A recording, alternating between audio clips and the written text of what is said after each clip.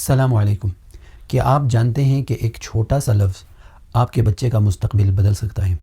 یہ وہ لفظ ہے جو آپ کے بچے میں عزت، محبت اور شکر گزاری کا جذبہ پیدا کرے گا۔ یہ وہ لفظ ہے جو اسے دوسروں کی قدر سکھائے گا، اور جب آپ بوڑھے ہو جائیں گے تو یہی عادت اسے آپ کی عزت کرنے پر مجبور کرے گی۔ لیکن افسوس، اکثر والدین اس کی اہمیت کو نظر انداز کر دیتے ہیں۔ آج ہم سیکھیں گے شکریہ، جزاکم اللہ خیرہ، تھینک یو۔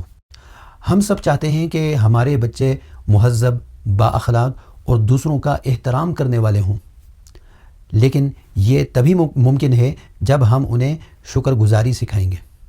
ایک عام سوچ یہ ہوتی ہے کہ بچوں کو کتابوں اور اسباق کے ذریعے شکریہ کہنا سکھایا جائے، مگر حقیقت یہ ہے کہ بچے وہی سیکھتے ہیں جو وہ ہمیں کرتے ہوئے دیکھتے ہیں۔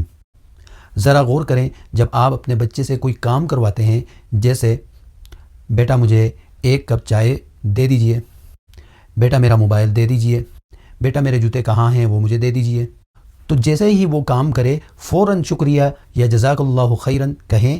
یہ چھوٹا سا لفظ جو شاید ہمیں معمولی لگے، در حقیقت بچے کی تربیت میں بہت بڑا کردار ادا کرتا ہے۔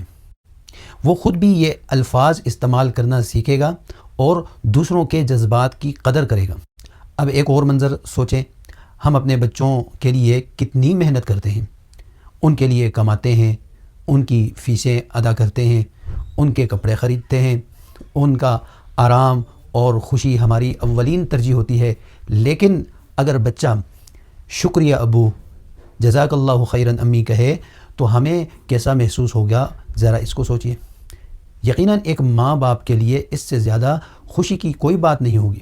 تو محترم، باشعور اور مہذب گھرانوں میں بچوں کو چھوٹی عمر سے ہی اس طرح کے الفاظ سکھائے جاتے ہیں۔ بچوں کو سکھانے کا سب سے بہترین طریقہ وہ یہ ہے کہ ہم خود مثال بنیں، عملی زندگی میں اس کا مظاہرہ کریں، اور اس کے ساتھ مستقل مزاجی سے اس عادت کو فروغ دیں۔ تو آئیے آج سے اس چھوٹے مگر پر اثر لفظ کو اپنی زندگی کا حصہ بنائیں گے۔ فی امان اللہ۔ السلام علیکم ورحمۃ اللہ وبرکاتہ۔